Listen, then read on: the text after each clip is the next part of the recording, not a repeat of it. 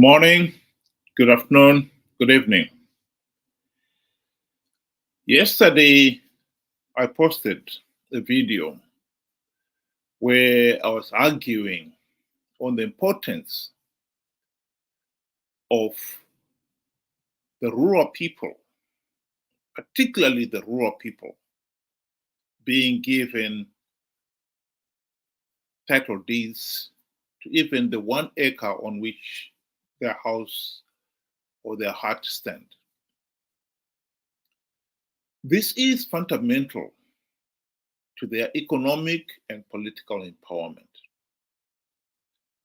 To understand why Zimbabwe, 44 years after independence, we are in this mess, you've got to understand that we have been stuck with a corrupt, incompetent, and tyrannical Zanu PF regime that the ordinary people have failed to hold to account. And as long as Zanu PF retains those dictatorial powers to rig elections and get away with it, there will be no meaningful political or economic change.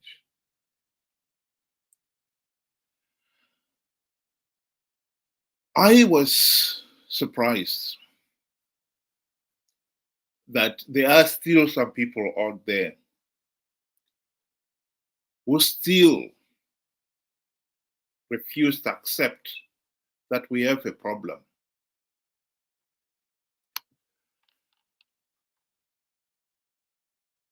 The issues that I raised was of economic and political empowerment of the rural poor in particular.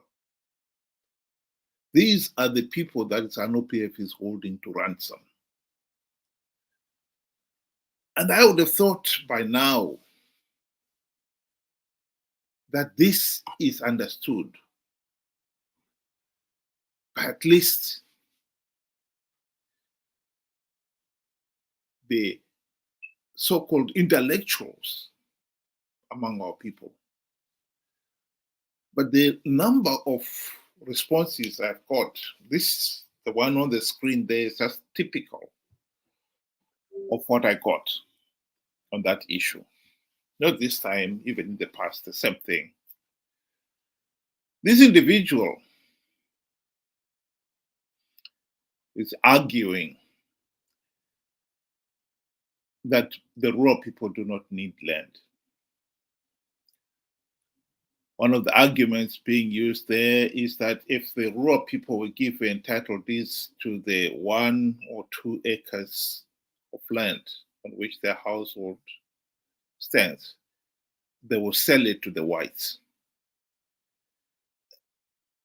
You've got, you can't believe it. So you seriously want to tell me that some white guys are waiting to come into Zimbabwe so that they could buy 2 or 3 acres on which a homestead in the rural area is built from the blacks? The suggestion itself is so pathetic. The funny part of it is the ruling elite, Mnangagwa, and the few select ruling elite who have title deeds, they are the ones who own not just a few hectares of land, but hundreds and even thousands of hectares of land. Bona Mugabe, the daughter of the late dictator, last year when she was going through a divorce with her husband, it turned out she owned farms, about 12 of them, whose total land acreage, if put back to back, is bigger than Lesotho. Those are the ones who are selling land to anybody else. In fact, in some of these cases, selling it to the blacks who are being denied the right to own the land at exorbitant prices. They got the seized farms and they didn't pay even a penny for the assets that are there, let alone the land. And yet, because they have got the title deeds, they sell it at exorbitant prices. How anyone could come up with such a pathetic argument beggars belief. And yet, here we are. That is exactly what we are having here. There is no doubt that in the rural areas, Zanu PF is deliberately keeping the rural people poor and dependent on the regime for political reasons. Here is a video clip I played yesterday of one Margaret Longo explaining that very point.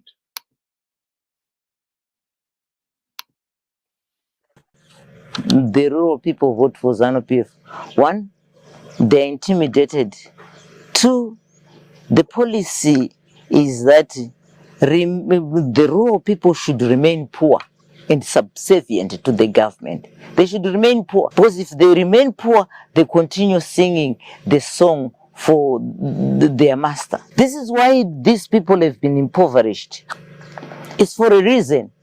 Put it the moment, if you economic empower these people, they'll go out of hand. Zanu PF will never have control over them.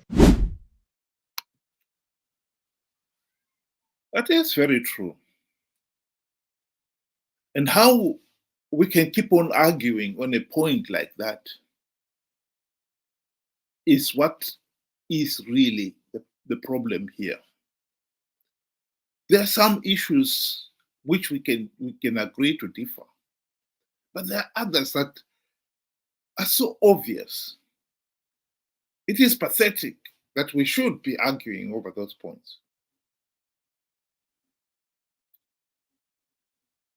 In this particular case, somebody argued that, well, the comment I got there from that gentleman was coming from those intellectuals who are not affected by being impoverished by the ruling party. That is true.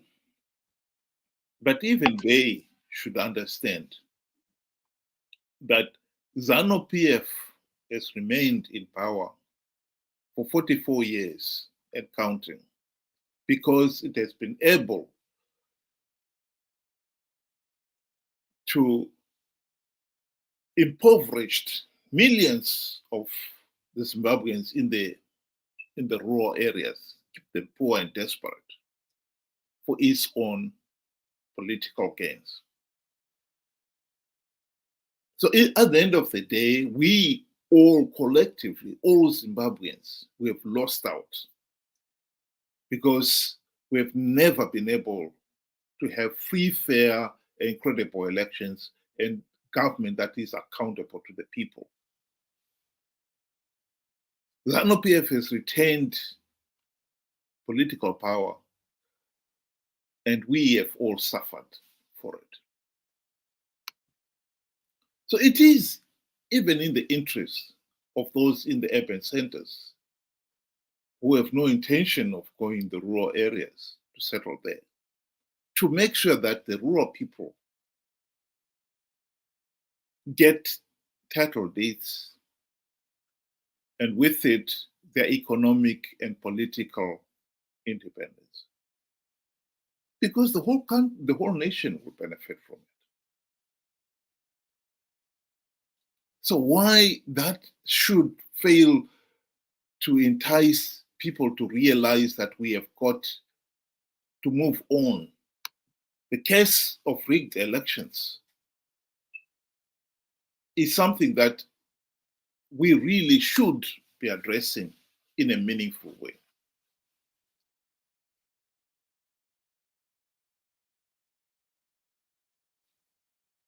The title deeds, giving title deeds to the people in the rural areas, is more important to those rural people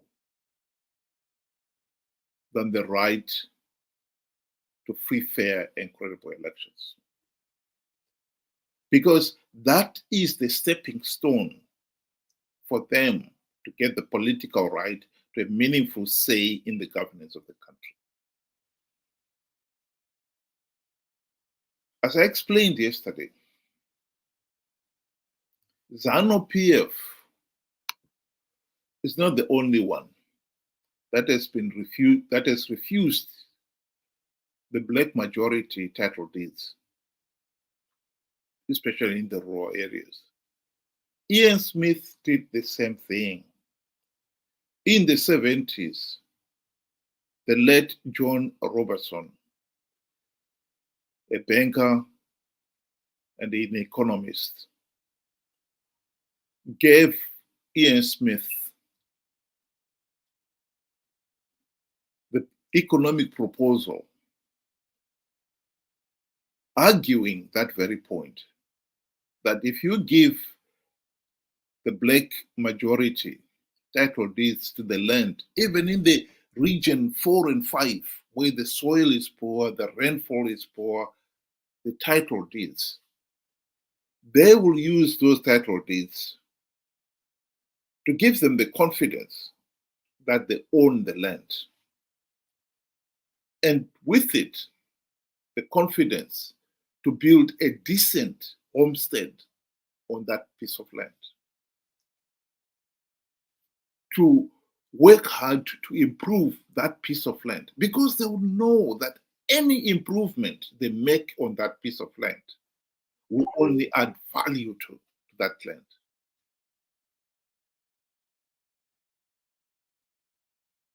They will be able to hand over a decent house with a well, an orchard of fruit trees, and many other projects that they would have developed to their children. That will be their greatest inheritance to their children and grandchildren. And even if they should decide to move, they can sell the houses, the orchards, and all the developments that they've made and get something from it. And the person who buys will have the confidence of saying, I own this piece of land. I own what is on it. That will give economic value. They can even go to the bank and use whatever is that on that piece of land with the title deeds as collateral.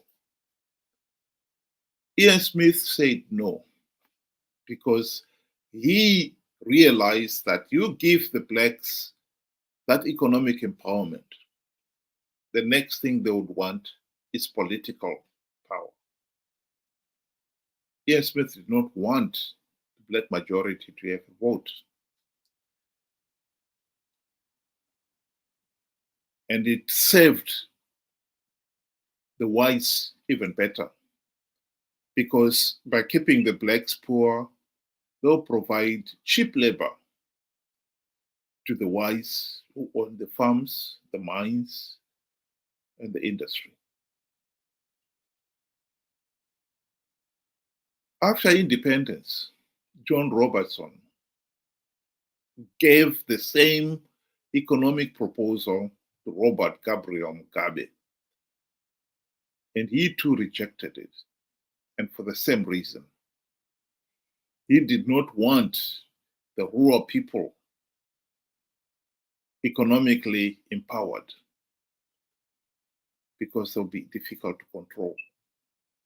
As Margaret Longo has just explained in that video clip.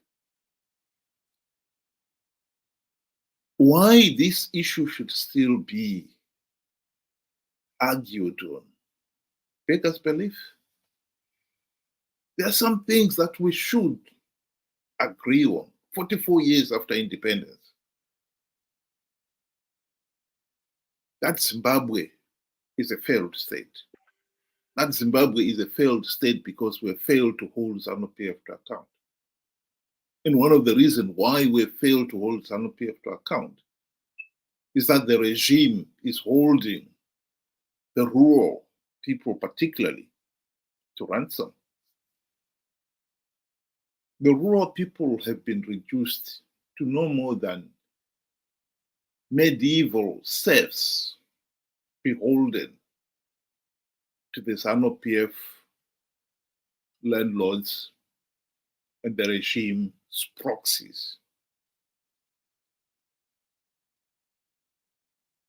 How we can tolerate such a situation in this day and age beggars belief.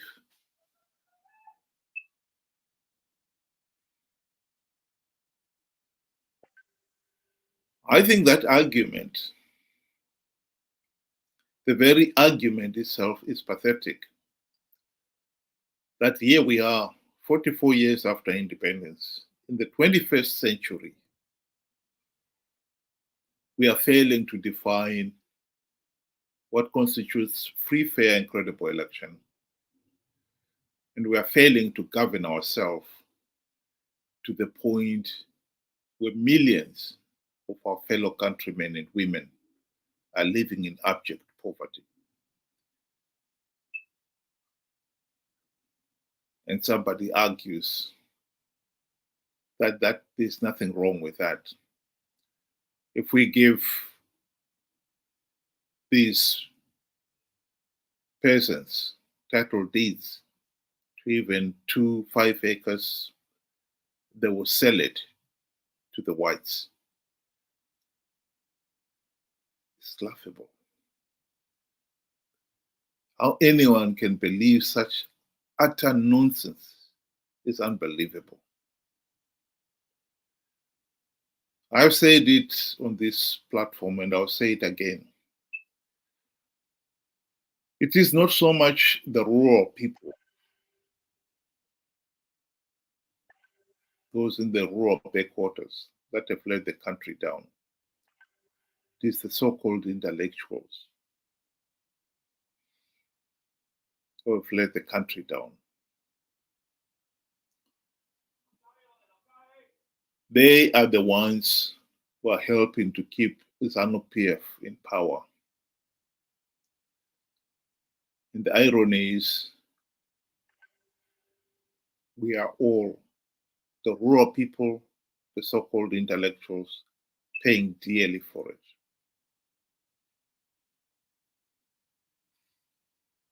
You can lead a horse to water, but you can't make him drink.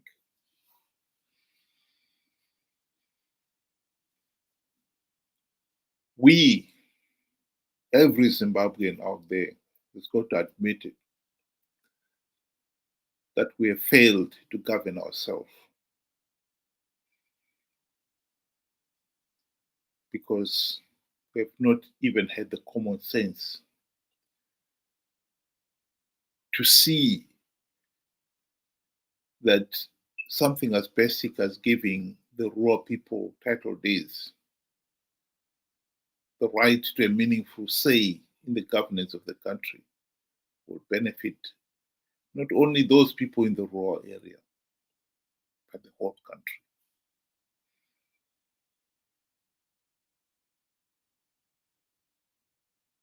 You can lead a horse to the water, but you can't make him drink.